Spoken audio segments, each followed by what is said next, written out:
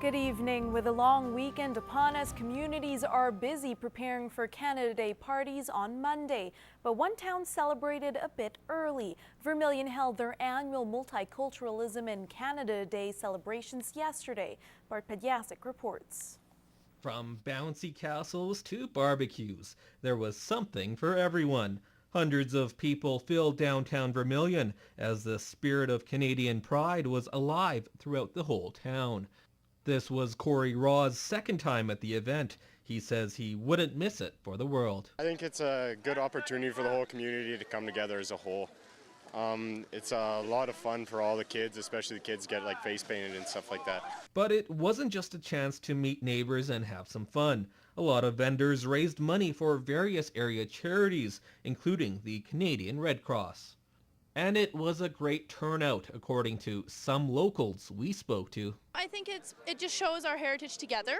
A lot of times with small communities, everyone's commuting out, and so everyone's kind of off doing their own thing during the week. And to come together and say, you know what, we're all part of this together. We're all from here. We all, we work together. Small towns are ever important, and the more we can do within our communities and be vibrant within our community, the better. As for Raw, he says the Bucket Brigade was the highlight of the day. I wish all the teams best of luck, and hopefully we come out on top. The day ended with an outdoor movie and fireworks at the Vermilion Provincial Park. Bart Pediasic, Newcap News. And Newcap News took to the streets to see what Border City residents have planned for the next few days. Just hanging out and helping with some yards, some friends, and just enjoying the weather. I'm going to Grand Prairie here in about a half an hour. We're leaving. Unfortunately, I have to work, but my husband, since it's nice out, he gets to cut the grass since we have to stay at home.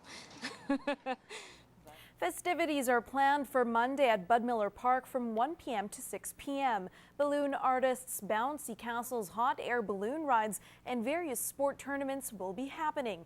Entertainment will include magic shows, outdoor concerts, and a dunk tank. The night will end with fireworks at around 10:45 p.m. Now, for a full list of details, you can visit the city's website. So we're actually talking about bull riding. The PBR held an event in our area last night. Yeah, that's right, Anna. The first sports segment here will definitely bring out your inner cowboy or cowgirl. $1,000, a belt buckle, and first place in the PBR Canadian Pro Tour standings were all on the line in Hillmont for the first annual Redden PBR event. It was a beautiful night in the heart of the oil patch. Look at that, nice and sunny finally.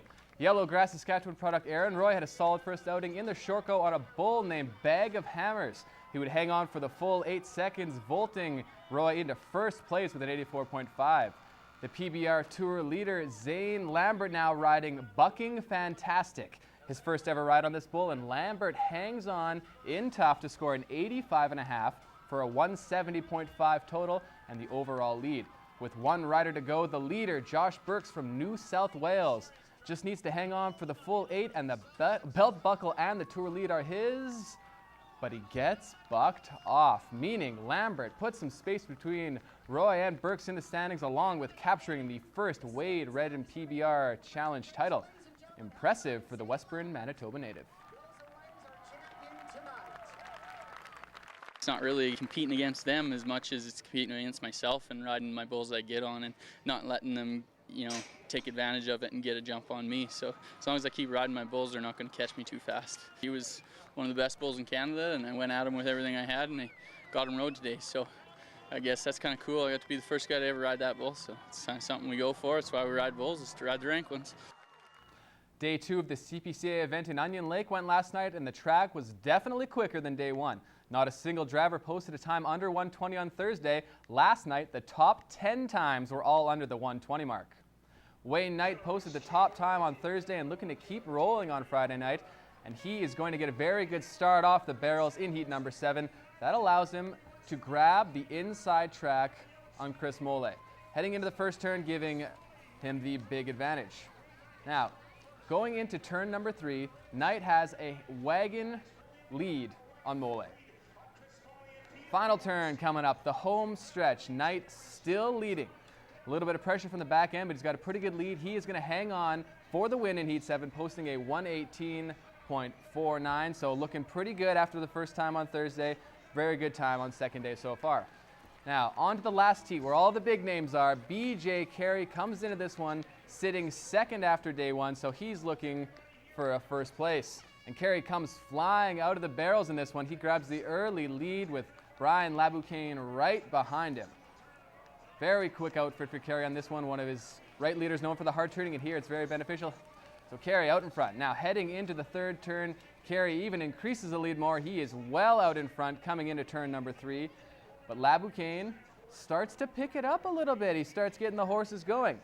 Coming around the final turn, things really start to tighten up. Laboucaine turns on the afterburners right as they're coming into the finish line. And can he do it? BJ with the small lead, but here comes Laboucaine. Very tight finish, but it's going to be Laboucaine who crosses the finish line first at 1:18 on the nose. Now that gives Laboucaine the quickest time of the day with Carey right behind him at 1:18.27. Wayne Knight, as you saw, is in third at 1:18.49, followed by Vern Nolan and JB Laboucaine. So after 2 days of racing, there's a two-way tie for the top spot. Both Wayne Knight and Brian Laboucaine have posted an aggregate of 239.35. Big BJ Carey sits third at 240.22, while just behind him is Vern Nolan and JB Laboucaine, who sit tied for fourth at 240.26. Brian Laboucaine is looking good after a pair of days and hoping to stay on top tonight. We just go out there and run every race as that race, you know.